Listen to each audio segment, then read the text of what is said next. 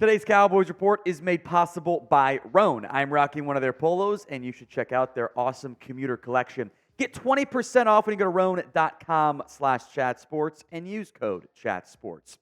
We begin with the news, which broke later last night evening when we were live on NFL Daily here at Chat Sports.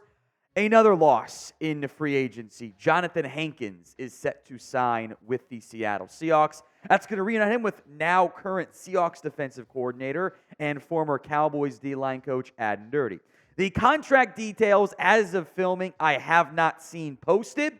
Michael Gelkin, who doesn't miss, says the Cowboys were interested, but the Seahawks offered more money. I am very curious just how much they offered because it really shouldn't have been that much.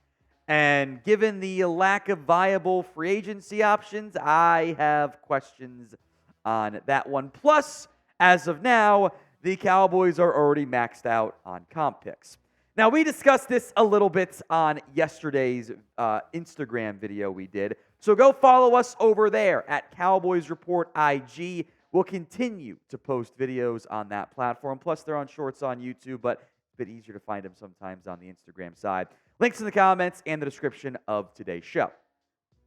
Look, Hankins' numbers were never elite. They were never premier. They were never superstar caliber. That wasn't his job. His job as a run-stopping nose guard was to help take on double teams, help stop the run. And the Cowboys had big games where they could not stop the run. That absolutely was a concern. There were also games where they did stop it pretty well.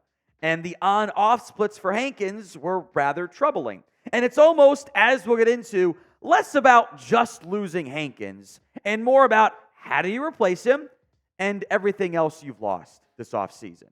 You've lost Tony Pollard, Dorance Armstrong, Tyler Biadasz, Dante Fowler, Neville Gallimore. You cut Michael Gallup. LVE retired. You lost Tyron Smith. Noah Igbinoghene's gone. Though a lot of those individual moves I was fine with. I wasn't going to pay Dorance Armstrong, Tyler Biadasz with what they ended up getting from those teams. There are some I would have liked to have kept. No one cares that Noah Igbinoghene's gone.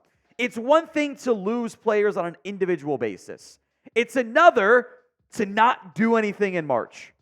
They've re-signed a long snapper, a core teamer in CJ Goodwin. They brought back Rico Dowdle on a basically non-guaranteed contract, $200,000 guaranteed. He's going to fight for a roster spot. You bring back Jordan Lewis, great, and you sign Eric Kendricks. That's it. Guys, the math ain't mathing on this. How are you going to replace all of these key pieces you lost, upgrade your roster, if that is your goal? If your goal is to be better this year, they're doing a bad job of it.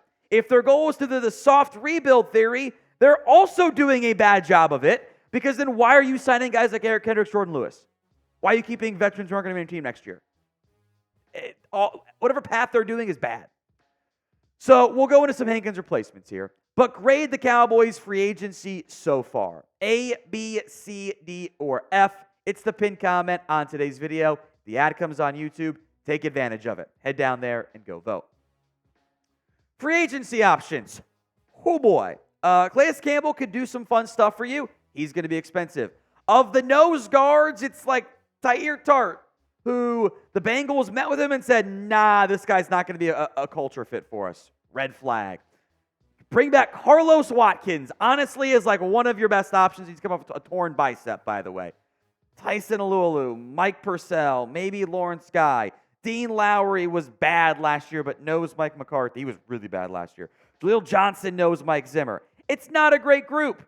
So defensively, when I got to use all these other picks on offensive line and cornerback, receiver, edge rushers, an area of concern, I'd like to add a defensive tackle too with 3 top 150 picks. So Johnny Newton isn't much of a run stopper. Darius Robinson can do some inside-outside stuff. Braden Fisk, Devondre Sweat probably go early-ish on day 2. McKinley Jackson, Mason Smith maybe goes day 3. Rororo goes day 2 at some point. Like Jackson goes early day 3. I can't fit everything. The math is not mathing, and that is a very real concern for me. Today's show is made possible by Roan. The commuter collection gets you through any workday and straight into whatever comes next. It is the most breathable, comfortable, and flexible set of products known to man. They have something for every occasion. from pants, dress shirts, quarter zips, polos, and new blazers as well, which are absolutely worth checking out. Go to rhone.com/chatsports and use code chatsports for 20% off your entire order. That's 20% off your entire order when you go to rhone.com/chatsports and use code chatsports. Find your corner office comfort with Rhone that'll get you through the workday, to drinks after work, to driving on the commute home if you got a long one, or even just golf, as I had to do with the Polo. Links in the comments section and the description of today's show. Upgrade your closet with Rhone. Use code chatsports over at rhone.com/chatsports for 20% off. Do want to talk draft stuff here. Mel Kiper posting his latest 2024 NFL mock draft. He had the Cowboys taking Oklahoma offensive tackle Tyler Guyton in round 1. Here's the sell from Mel. I actually didn't mean to rhyme. I'm terribly sorry. That was not in my intent. I hate that. How will the Cowboys replace longtime left tackle Tyron Smith, who just signed with the Jets? Based on their lack of moves over the past 10 days, they might be thinking this pick is their best bet. And looking at my rankings, they're probably right. Guyton, Amarius Mims, Jordan Morgan, and Roger Rosengarten could all be in play in the final 10 picks of round 1. I actually disagree on Rosengarten, but I digress.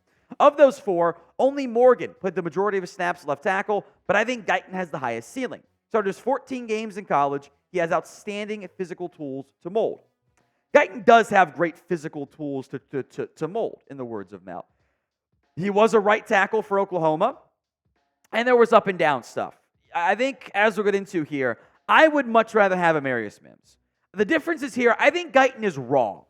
I think Guyton needs to get some technique stuff figured out, but does have the upside to be a potential very good starting caliber tackle. I think on either side, he's athletic enough to go flip over there and play left tackle. I think Amarius Mims is just inexperienced. When he's played, he's actually been really good. He just hasn't played very much. So I personally would much rather have Mims than Guyton. Some others who were on the board that stand out, both Texas receivers were on there. And kind of tying back into my previous conversation, man, wouldn't you love to draft a receiver with one of your first 3 picks this year? So many good ones. We'll have each round, we'll be live for the Cowboys draft. We'll be like, hey, top guys on my board. There's like 2 receivers I really like.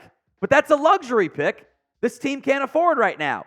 They need more pass rush depth. Latu medical concerns could push him down the board. Center is there. Jackson Powers-Johnson. More on him in a little bit in depth. Johnny Newton was there at Illinois. So you could pursue that route, but it's tough to go pure BPA when you got to draft for all these needs this team has. Now, we will be live for the 2024 NFL Draft. So do not miss out. Hit that sub button at youtube.com/@CowboysTV. Promise we come back to Jackson Powers-Johnson. In Daniel Jeremiah's mock draft, he had the Cowboys taking JPJ. Of note, Mel Kiper did not have Jackson Powers-Johnson in his round 1 mock draft, period. In general, I think people were trying to figure out, why does Mel not have him in there? Everyone's wrong in this mock draft stuff. There have been whispers of maybe some medical concerns for JPJ. He was kind of banged up at times at Oregon. That's potentially could be very valid.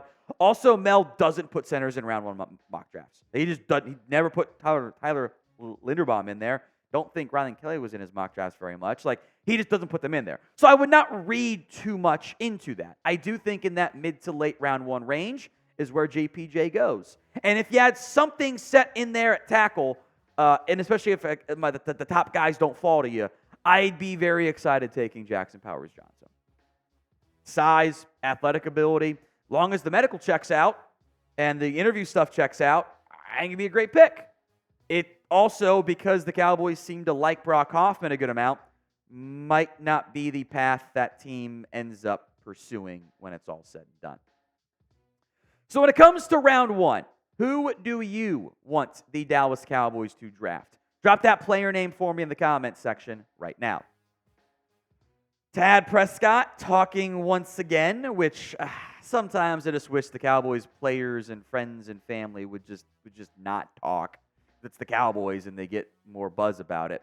Went on Brandon Marshall's I Am Athlete podcast and took a shot at Jalen Hurts, which just negative headlines for yourself there, and discussed Dak Prescott. Here's what he said about his brother. He truly wants to be a Cowboy for life.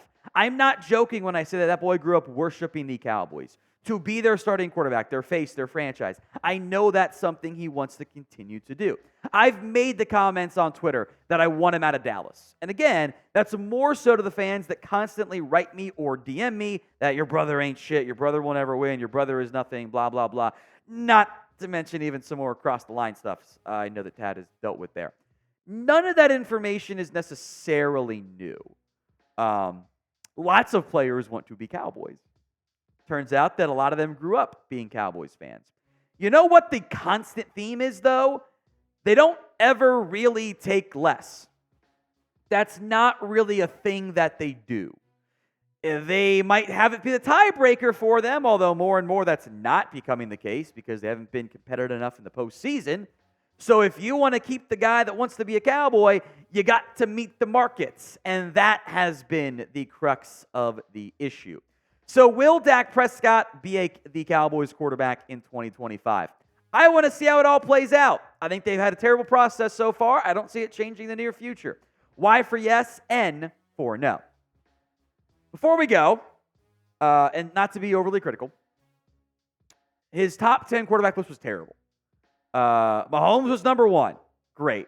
We went full homer, put Dak at 2. Come on, that's just not accurate. Lamar Jackson, Josh Allen, okay. Aaron Rodgers 5, okay. Joe Burrow 6, Tua 7, Jared Goff 8, Matthew Stafford 9, backup quarterback Joe Flacco is 10. What are we doing with this list?